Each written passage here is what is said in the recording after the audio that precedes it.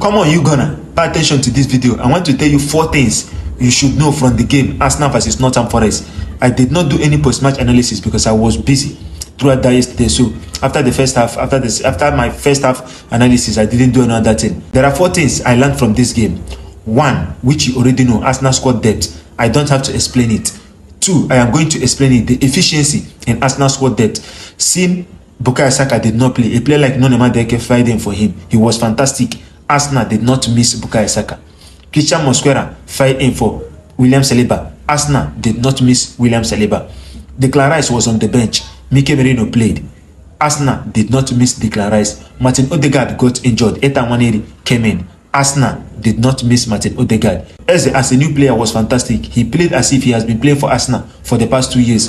Gyökeres was also fantastic, with a lot of confidence. Now you can see that Arsenal fired 5 new players in that particular game against Nottingham Forest. That means Arsenal are now stepping up.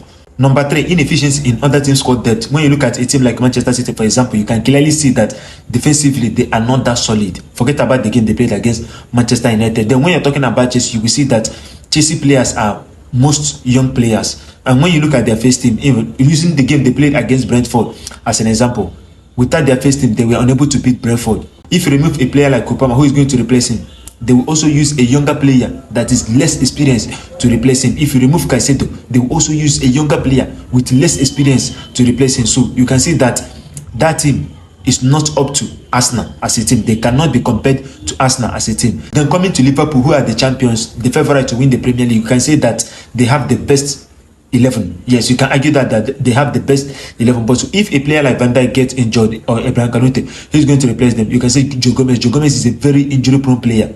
He cannot even play up to 5 straight games. Then you can say, okay, Leone is, a very young player. He's not even up to Premier League standard. And that is why Liverpool are not feeding him. So these two players, if they get injured, Liverpool are in a very big mess. You can see they have the same, but they are not balanced. But when it comes to Arsenal, Arsenal is more balanced team than any other team in the Premier League. And that is a very big advantage. And that is also the reason I say that Arsenal will win the Premier League. This is not because they are the favorite. Arsenal will win the Premier League because they have more balanced squad than any other team, coupled with the experience that they have already had in the Premier League, coming second 3 times in a row. So that is why I feel that Arsenal will win the Premier League. Then also, Mikel Arteta is now making a bold step. He is now taking decisions that, drastic decision. Look at resting a player like Rice. Rotation will also help the team a lot. So that are the things I figured out in the game, Arsenal versus Nottingham Forest. If it continues in this trajectory, Arsenal will definitely do better this season. I love the rotation of the players. Arsenal still have Champions League to play. They still have other competitions to play. So it is better for us, Mikel Arteta, to start rotating his team early. So that is my take. That game, Arsenal versus Nottingham Forest, taught a lot.